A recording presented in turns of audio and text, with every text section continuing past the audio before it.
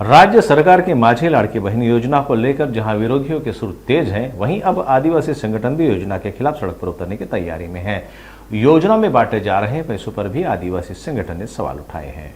एकलव्य आदिवासी संगठन ने आज धुले जिलाधिकारी से मुलाकात की। इस मुलाकात के दौरान लाड़की बहन योजना के उस सवालों के कटघरे में खड़ा किया गया। आदि विकास योजनाओं का पैसा लाड़की बहन योजना में लगाए जाने का आरोप एकलव्य आदिवासी संगठन की ओर से लगाया गया। संगठन पदाधिकारियों का कहना है कि राज्य सरकार ने आगामी चुनाव को ध्यान में रखते हुए कई लोकप्रिय घोषणाएं की। योजनाओं में लगाया गया पैसा आदिवासी विकास विभाग के विशेष फंड से निकाला गया है।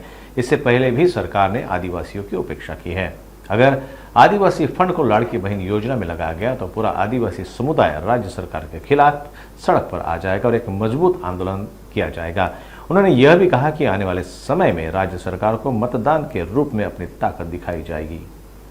गेल्या 3-4 दिवसांपासून आपल्या वृत्तवाहिनींमध्ये वारंवार एक बातमी प्रसिद्ध होत आहे की लाडक्या बहिणी योजनेसंदर्भात आदिवासी विभागाचा निधी हा वर्ग केलेला आहे। या संदर्भामध्ये आम्ही शासनाला सूचित करू इच्छितो की आदिवासींचा यापूर्वी अनेक वेळेस अवहेलना या सरकारकडून झालेली आहे।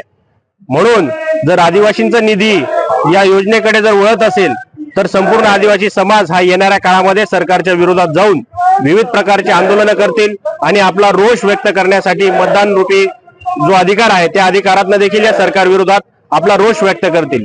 या संदर्भातलं निवेदन आज आम्ही माननीय जिल्हाधिकारी साहेब यांना देण्यासाठी आलेलो आहोत आणि खास करून सरकारला सूचित करण्यात आलेलो आहोत की आदिवासींवरती आपण जे काही कटकारस्थान करीत आहात, एकीकडे आदिवासींना लाभ द्यायचा म्हणून कोट्यावधीचा निधी मंजूर करायचा आणि इतरत्र तो निधी वर्ग करायचा, हे जे काही षडयंत्र या शासनाने चालू केलेलं आहे ते तात्काळ या शासनाने थांबवावं अशी सूचना या माध्यमातून आपल्या माध्यमातून आम्ही प्रशासनास देत आहोत।